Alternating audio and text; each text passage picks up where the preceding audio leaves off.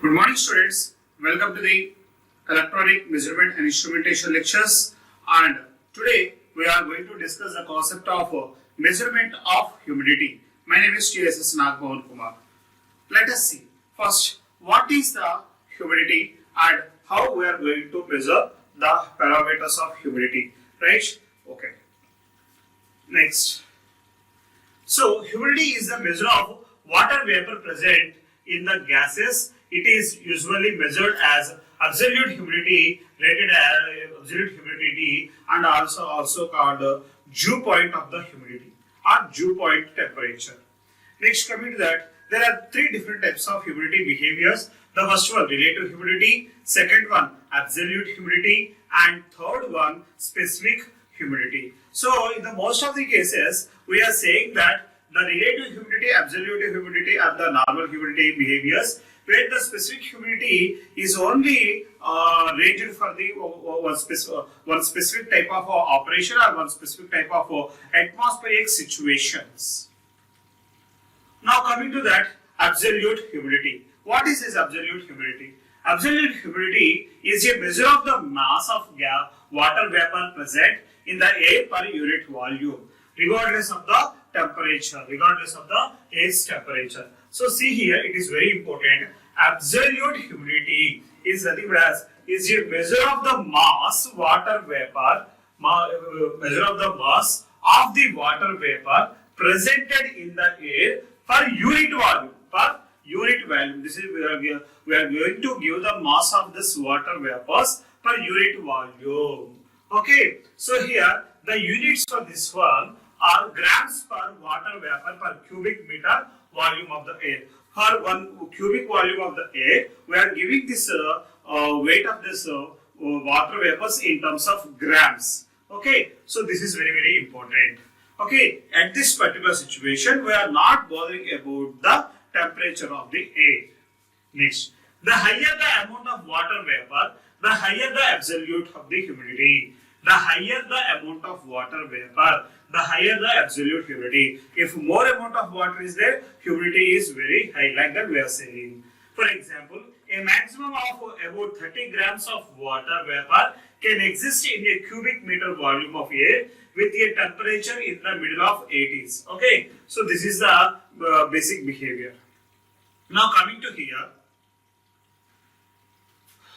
relative humidity. Next parameter. Relative humidity expressed as percent in a measure of the amount of water vapor that air is holding. The air is holding compared to the amount can hold a specific temperature. So here the absolute, the relative humidity. The relative humidity we are giving in a percentage of the measure of the water vapors in the air. Okay, and this air is holding. And this water vapor that air is holding compared to the amount it can be holding the specific temperature. From the specific temperature, for example, if you are giving 37 degrees centigrade at the temperature of 37 degrees centigrade, from that how much temperature deviation is there? For example, from that it will detect what is the percentage of the air water vapor temperature, water vapor behavior or water vapor mass. Okay, warm air can possess more water vapor than cold air. So with the same amount of absolute or specific humidity, air will have a higher relative humidity. So for cool air or hot air, which type of air has higher humidity? Like that we have to identify. In this, the warm air can possess more amount of water. That means some higher temperature water has a good vapor content, easily that moisture we can identify than the cold air. With compared to the cold air, in the warm air only, we can observe the water vapors. So with the same amount of absolute or specific humidity, air will have higher relative humidity. So absolute humidity and specific humidity, if you keep it aside these two parameters, they have higher relative humidity. A relative humidity of 50% means the air holds and the day holds 50% of water needed for the air to be saturated. Saturated air has a relative humidity of 100%. So see here, a relative humidity of 50%. That means we are saying that the present air relative humidity is 50%. That is the statement we have given. Now, it means, what is the meaning of this one? It means air holds on one day, the air holds some specific temperatures, holds 50% of water needed for the air to be saturated. That means 50% of water is required to saturate. So saturated air has a relative humidity of 100%. The saturated air has a relative humidity of 100% for the saturated air. But for the normal air, it has a relative humidity of 50%. Like that, we have to differentiate. Now, coming to that specific humidity. The specific humidity refers to the weight of the water vapor contained in a unit weight of air, grams of water vapor of air. So it is expressed in the water vapor per kilogram of air. Okay. Absolute and specific humidities are quite similar in the concept.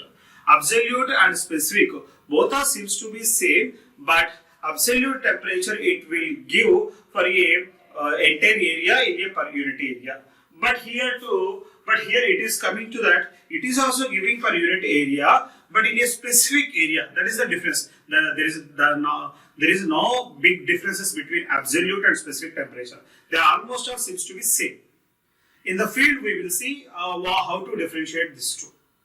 Most of the times, most of the researchers, they won't propose this type of specific humidity. They will most of the times they concentrate either absolute absolute humidity, which will give the mass of the water vapor in the air. They will give relative humidity, which is the percentage of which will give in the percentage form. These two parameters they will use. Next, coming to that, types of humidity measurement machines are hygrometers. Okay, a hygrometer which is used to detect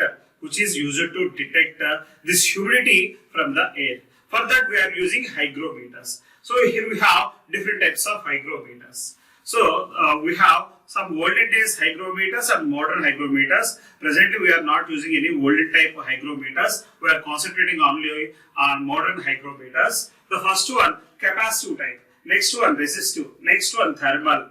Okay, these are the three types of hygrometers are available. Okay, one more is also available. Galvanometric.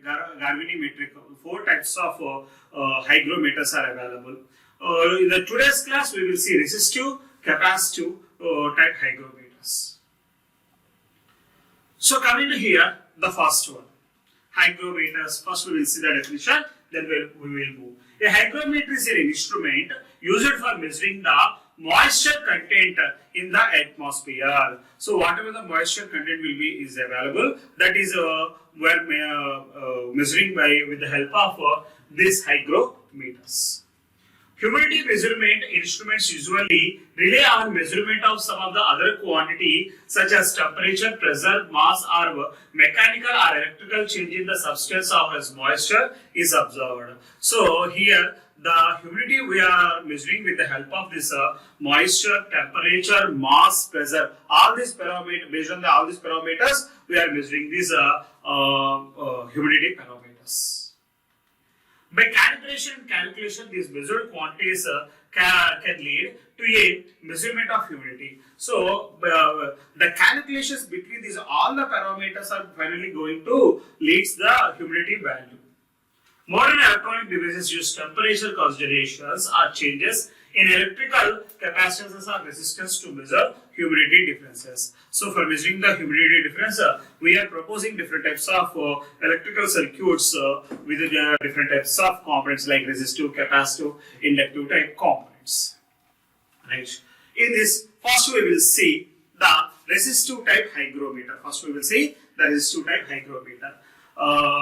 Actually, when you are going to use this type of resistive hygrometer, first you have to identify the humidity parameters. Humidity parameter. That means some temperature changes or pressure changes or maybe moisture changes. First you have to identify. For identifying that behavior, we need some chemical coated materials for this type of resistance variation. That is, based on the humidity changes, the resistance is going to be changed. So the major concept behind this resistive hygrometers are, if the humidity changes, the resistance is going to be changes. Where the humidity, it should be related with this resistance parameter. If you want to relate these two, we need the related device which are affected with this humidity and resistance parameters. Those type of materials here we have to take. So coming to here, some hygroscopic salts exhibits a change in the resistivity with humidity. So see here, a change in resistivity with humidity will be occurred by some hygroscopic salt.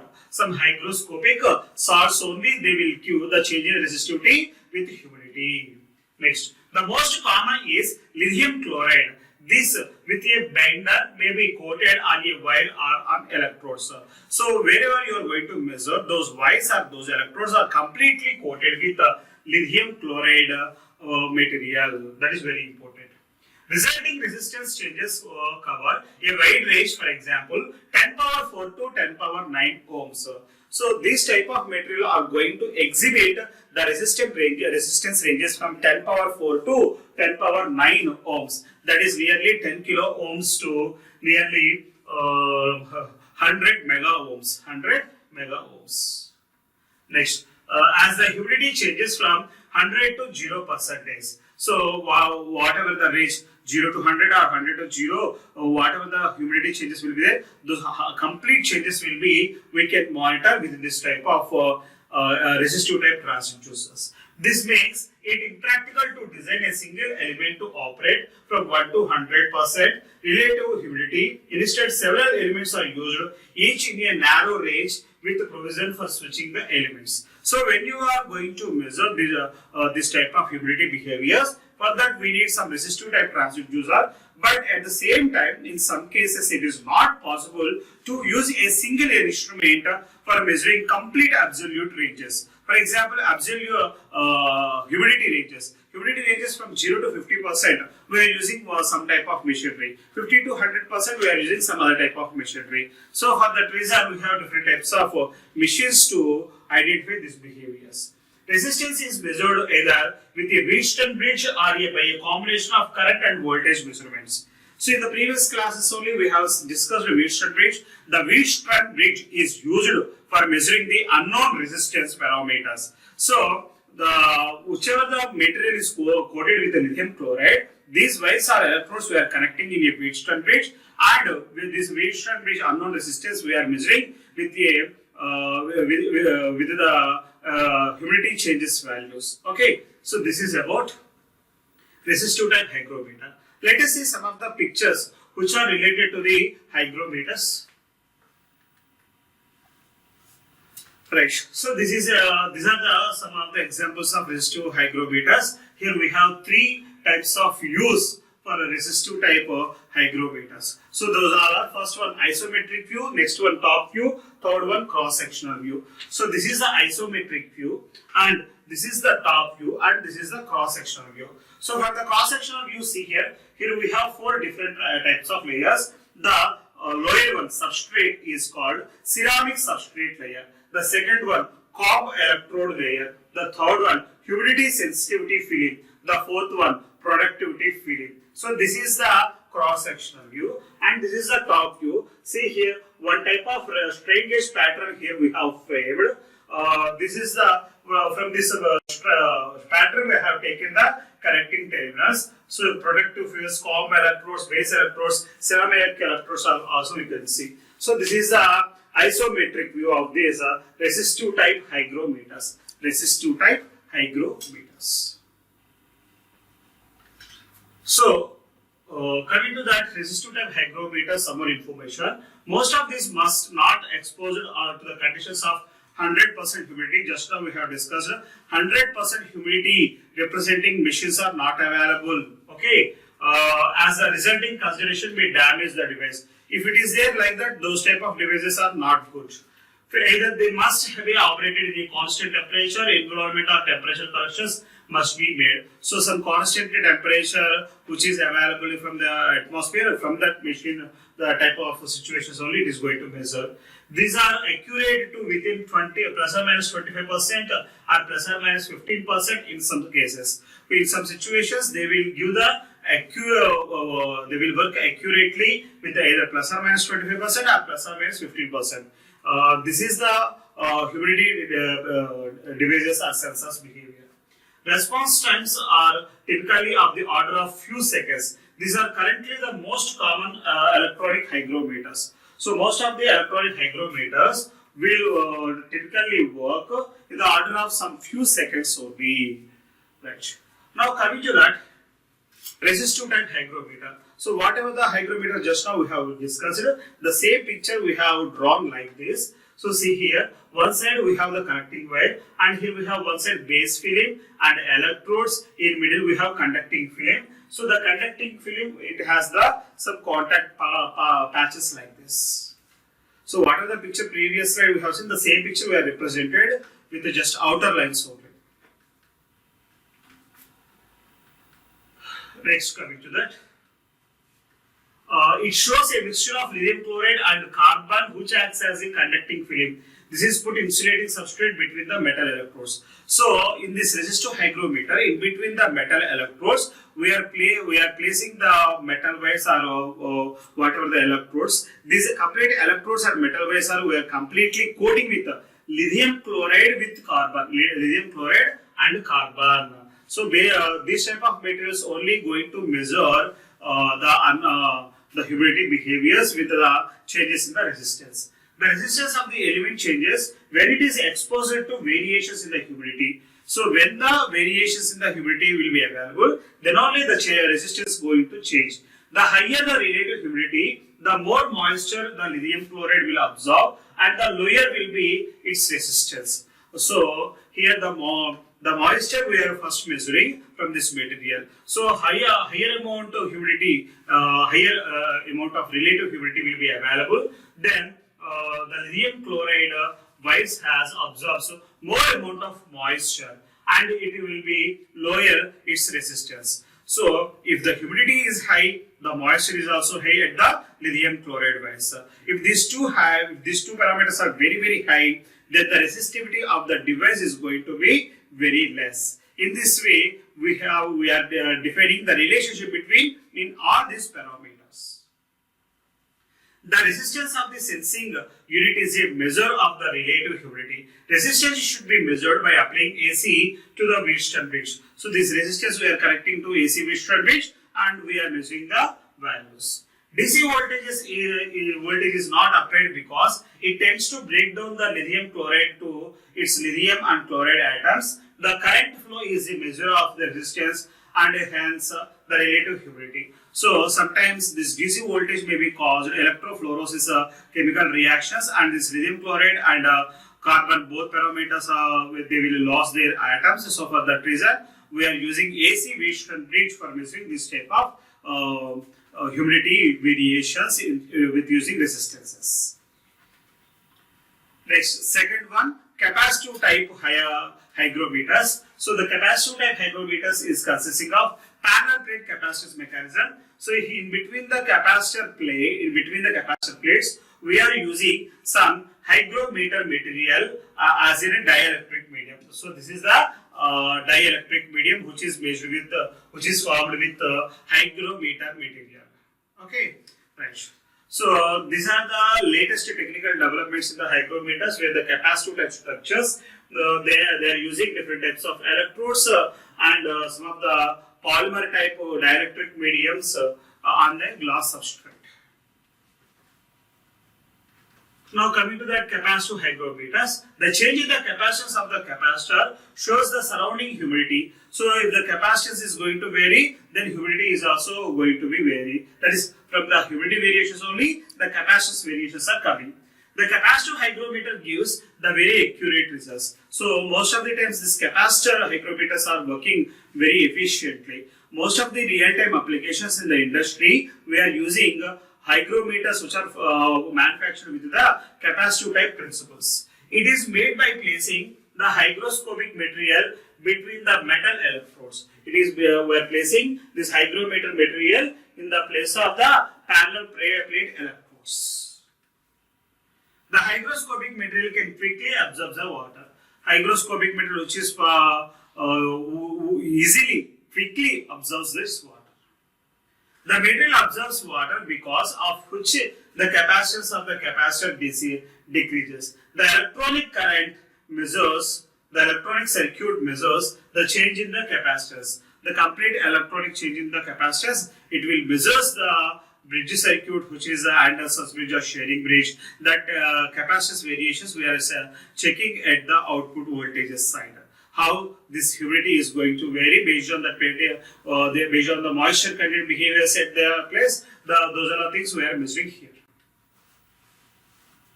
Next, the aluminum oxide hygrometers. In this aluminum oxide hygrometers, we are taking the structure like this. Here, the base one is the inner electron aluminum material, and these leads are nothing but as oxides.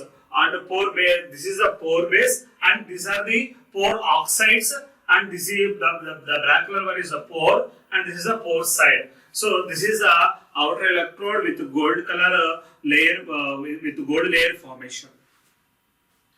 In this hygrometer, the aluminum oxide coated with the ionized aluminum, and the dielectric constant and the resistance of the aluminum changes by the effects of humidity. The aluminum and the resistance are completely changing with this humidity parameters. The aluminum oxide hygrometer uses the aluminum as their one electrode and other gold layer as the second electrode. So this is the first electrode and this is the second electrode. Two electrodes here we have.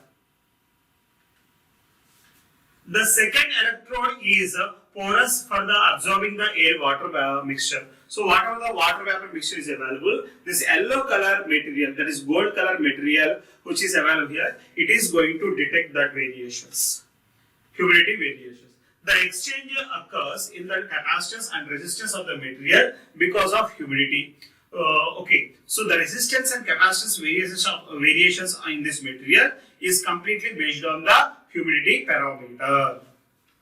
The change in the properties changes the impedances of the materials. The impedance measures with the help of bridge. So by using a bridge circuit, we are measuring this unknown resistance and capacitance parameters. This hygrometer is the essential component for the electronic system. This type of hygrometers are also we are using in the field in the most of the cases. Next, last one in the hygrometers, crystal hygrometers. Crystal hygrometers. In this crystal hygrometers, here we have these are the electrodes and hygroscopic coating in the internal quartz crystal is there. So based on this picture, we can easily analyze a crystal we have taken here. Surrounding this crystal, we have used a hygroscopic coating. So on this hygroscopic coating surroundings, we are placing two electrodes, and these two electrodes we are connecting into a bridge circuit, and finally we are measuring the humidity parameters by using this crystal helper. In crystal hygrometers, the hygroscopic crystal or the crystal having the coating on hygroscopic material is used. When the crystal absorbs the drops of the water, when this crystal absorbs the water, the mass of the crystal changes. The crystal behavior is going to change. The change in the mass is proportional to the total water absorbed by the crystal. Okay, the change in the mass. When the water vapor is absorbing, the mass of the crystal is going to be vary. When the mass is going to vary, then it will give the how much water is absorbed by the crystal. So in this way, they are going to be calculate these behaviors. Okay. Okay. With this, we have completed the concepts of hygrometers, which are helpful to detect the humidity. The humidity we are measuring with the help of moisture parameter.